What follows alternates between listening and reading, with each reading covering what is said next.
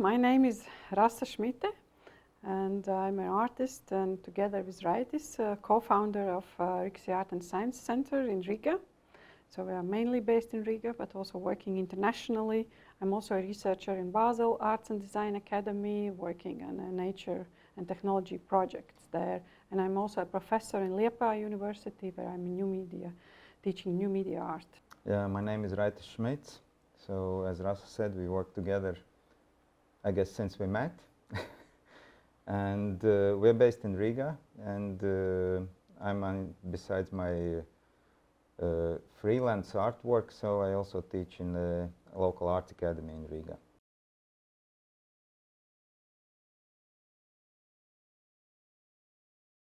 Okay, so as artists, we have been working for quite a long time.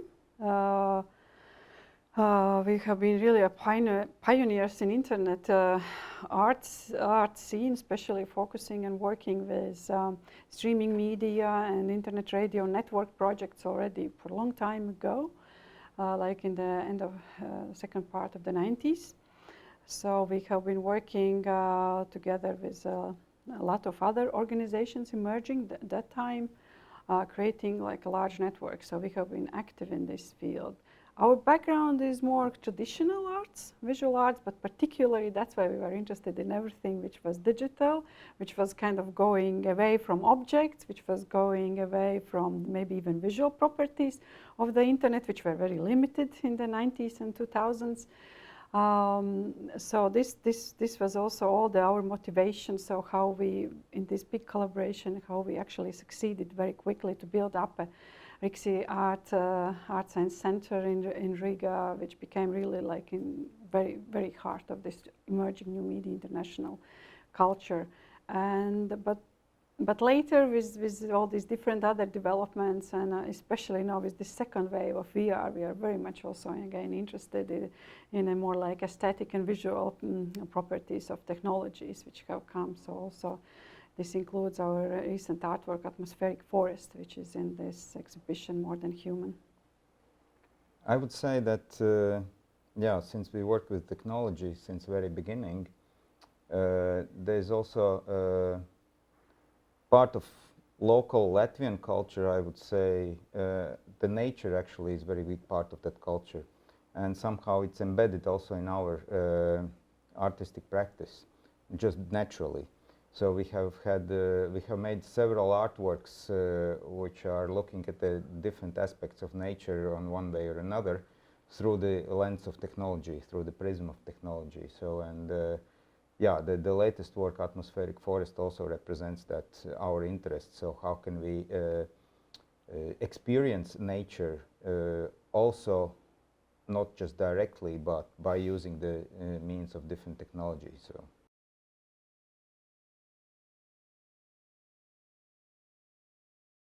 Atmospheric Forest, which is in this exhibition, More Than Human, actually is based on quite elaborate research. Together, work with the scientists for about 3 years long. So it was so this project was hosted by Basel Arts Academy in collaboration with Swiss climate and forest scientists. Since we have been working with electronic media and digital media, we always have been also interested in showing these invisible activities which are happening either in air, like through the electromagnetic waves. We have been organizing large-scale exhibition waves, electromagnetic waves as material and medium in arts in 2006, and later followed up 2007 and 2008. And so this our interest to make visible the invisible always has been also very present in our works when we work with the nature. And in Atmospheric Forest, so here we tried to find where is this missing link which would connect forest ecosystem with the air and all the processes which are happening in the atmosphere. So how these exchanges are happening, through what kind of properties, okay, through humidity, soil and air, but also we realized that this is happening through these so-called volatile organic compounds. The emissions of the pine tree forest which we kind of could recognize as a habitual smell, so especially in warm and sunny days.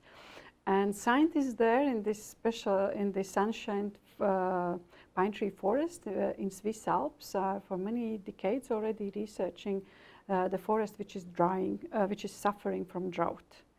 And also these emissions are related to it, because it might happen that this is happening, they're happening more because these trees are suffering.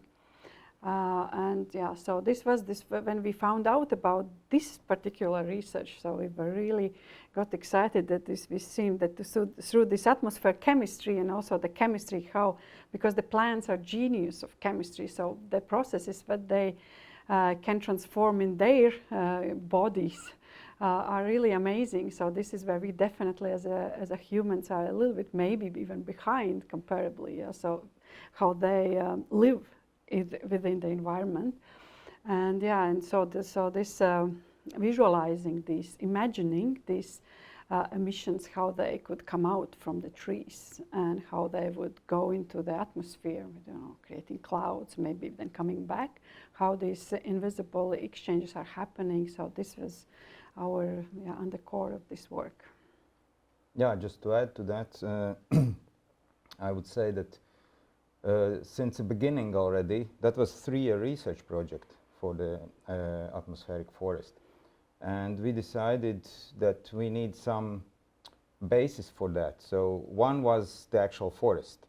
But then what can we get out of it? So there's one thing, so what we did, so we laser scanned the forest. So from there we got the 3D scans of that particular environment. And actually that suggested us the all aesthetics, so how we should proceed with the development of the work visually. And the content, the basis of the work, we decided to have a data set. So we decided that we should use data, and we were lucky that scientists gave us access to their data. So here in this work there is one growing season, 6 months, about 6 months, 7 months of growing season of that forest. So they are represented 6 data sets representing the life of the forest. And that's the actual content. But then so our artistic approach was how to combine, how to show this data and how to interpret this data, that you can, as a spectator, you can get the sort of immersive visual and audio experience being in that virtual environment. So, and kind of looking at the forest with different eyes. So you can see the smell, you can see the how the forest emits different monoterpenes and different combinations of chemical compounds, so which you actually don't see, but you can feel it as a smell, for instance, in pine tree forest, especially in hotter summer days.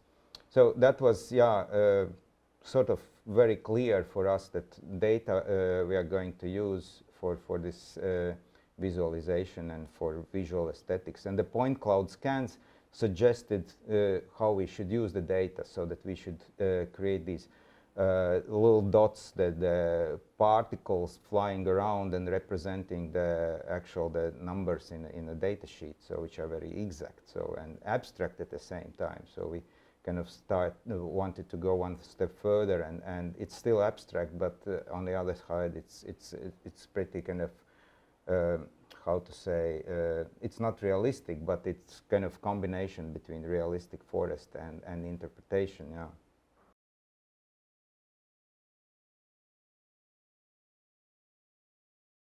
Add also to creation of this particular work, which maybe is different than others. We always have been, but first of all, we always have been working in collaboration. We always have been working with maybe different artists, maybe with also sound artists or composers, or we have been working with other scientists.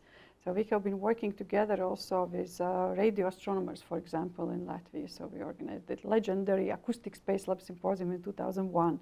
And now we came back, and now we have another like immersive visualizations as our new project now working in.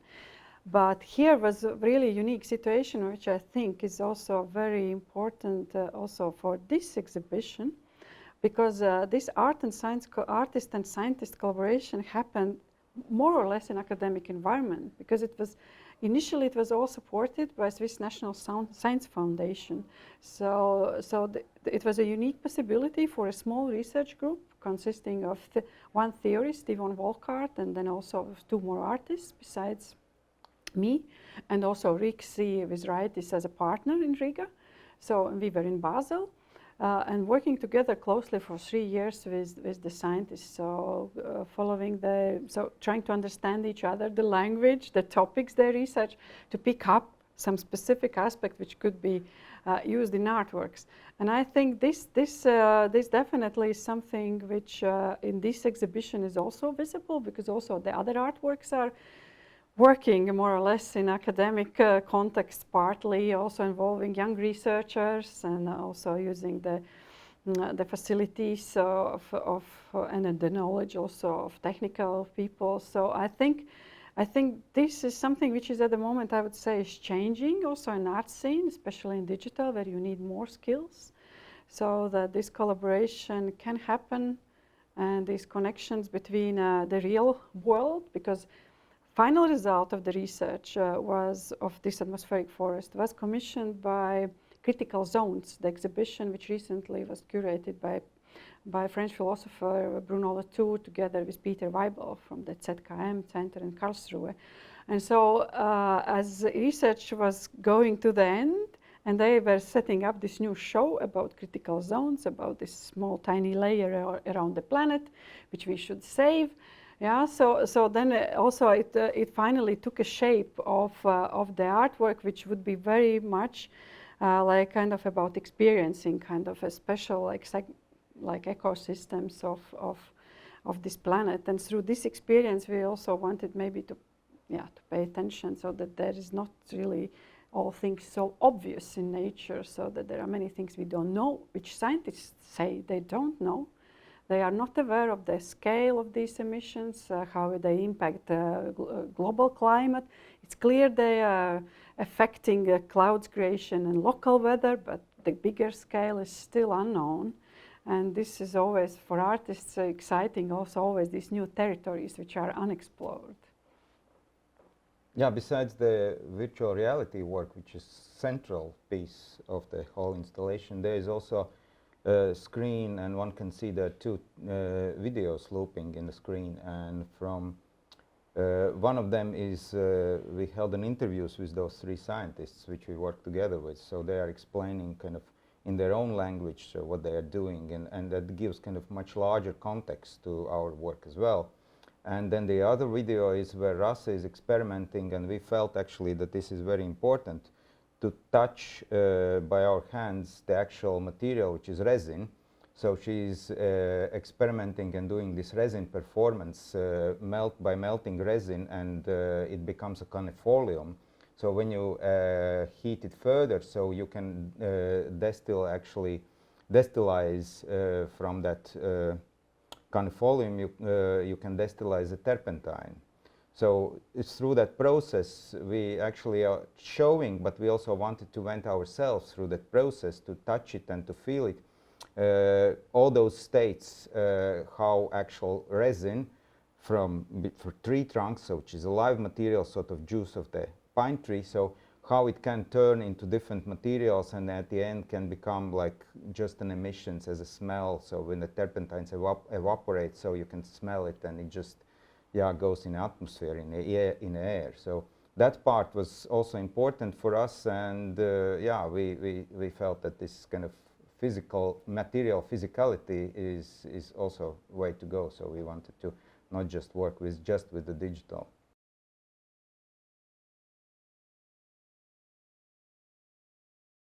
First of all, our situation always have been like double-sided, because we are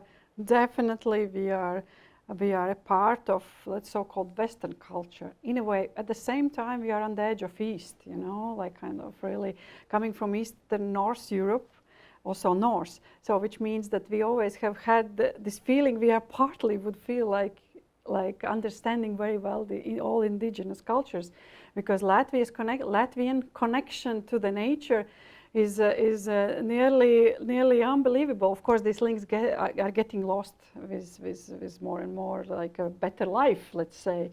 But still, I think our country is covered by 70% of the forests, so everywhere. So it's just a few cities, and as soon as the weekend is arriving, everybody just goes out.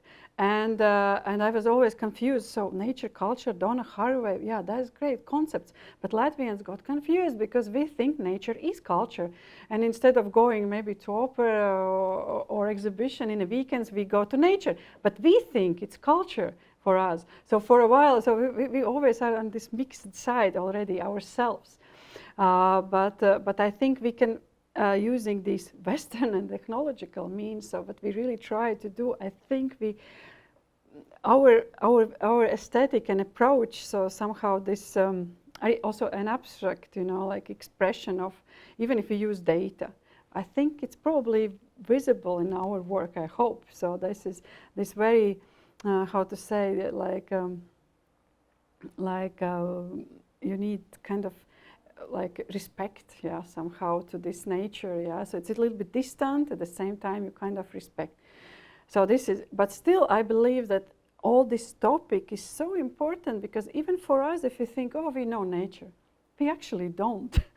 And this I always discuss also in Latvia back with our students who love to work with the nature. I said, but go out and take a different look, Take some technologies which may be like infrared or something, how the plants feel, or take another look, 360 camera, or make a time lapse of some processes. So you will see it's probably different than it's just in our notion. Yeah, so I think this exhibition is so interesting. I could really actually enjoy sitting on each and every work, and I think they kind of complement each other.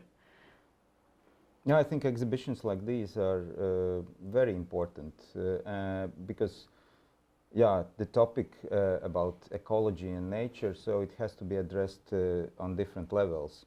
And of course the exhibition part, so I would say it addresses maybe not as many people as media could do, but it addresses people on another level, so it's more sophisticated, I would say. Where the media is more direct and more kind of slogan-based way of talking to people. But you need all these levels to change the mindset for people, and for the next generation, I think it's very important. So it actually creates the sort of framework or worldview, in a way, I would say, in a larger scale. So, and each kind of bit is important, so even if it's not as kind of large as the globe, but still in the art world also it's important. So there's a whole big art system which is very diverse, very contradictory, and there are many like different kind of things, but it's important that in art system also this sort of direction starts not to dominate, but at least to present itself and show itself and kind of, yeah, declare, so in a way. So that's why I think exhibitions like these are extremely important nowadays.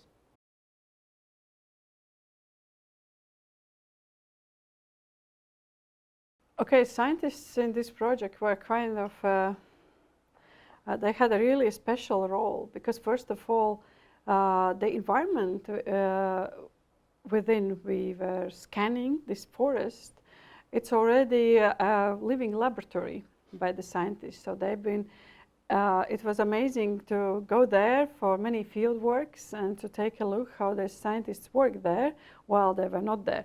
But they were putting, like all, so the little marks and tags, like really marking every tiny small plant which were growing there. Then they were collecting everything which is falling down from the trees. Then they were putting around those tree trunks mass spectrometers, so like which were measuring this resin processes into the tree trunks and also emissions. So same they also with CO2. So they had environmental sensors, they had everything. So it was so important just to learn with them, and it's not fast process without like such like a science foundation support. You basically cannot do, because you really need to go into it. You have to understand what the technologies they use, LiDAR scanners, so, but they have many others.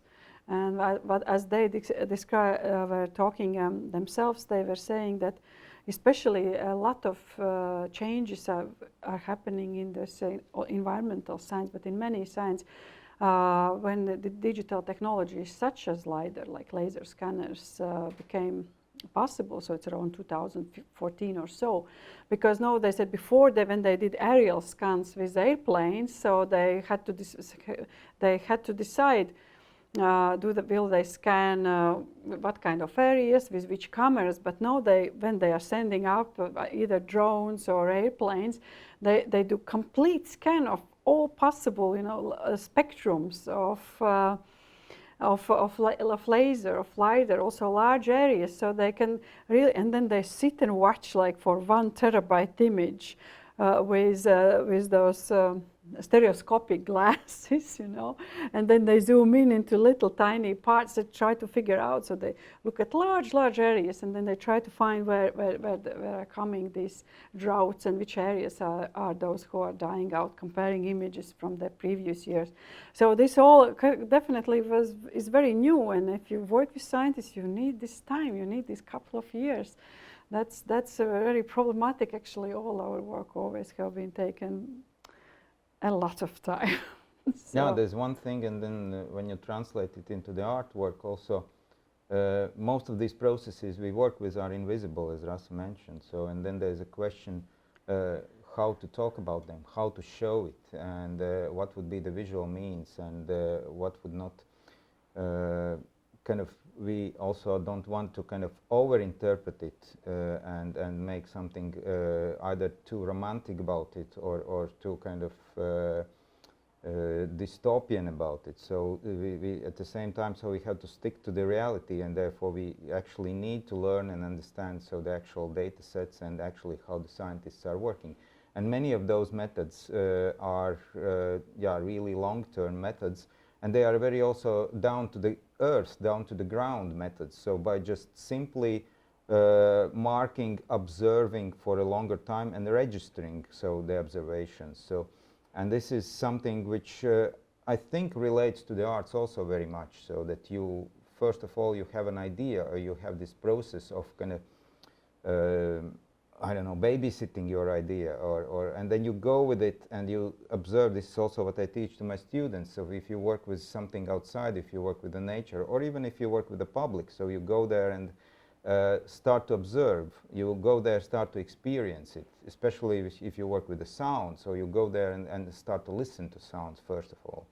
So this is very much in this collaboration, and scientists from our experience we work together with, so they're very open to collaboration, so at least those we met, so and we are very happy about these collaborations so far. So we've done several works, like 3 or 4 works together with different scientists, radio astronomers, biologists, climate scientists. So, and they've been very open, and they were very kind of willing to share their knowledge and to also to show us, because there's one thing which they learned through the long process about, let's say, climate change, but then there's another step, how that knowledge could be transferred to larger population.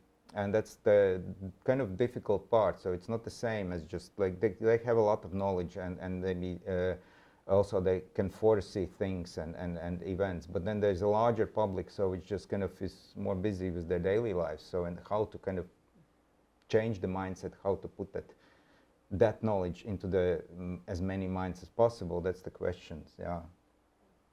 And also what we've realized working already for about 20 years with the scientists is that their interest in art has been really growing, because they start to understand that there are different other perspectives which also reflecting the same topic can help even them to ask different questions, because they said they are usually have to be always precise. They have to be very much focused in one framework. And now when the artists come and kind of a questioning, and so then they suddenly start to see the same topic from also these other perspectives. So they also start to see the value. But I think there still could be so much interesting, I don't know how, but some methodology, even how to work together. That would be so so crucial, because I think there could be so great outcomes and also benefits for both sides, art and science.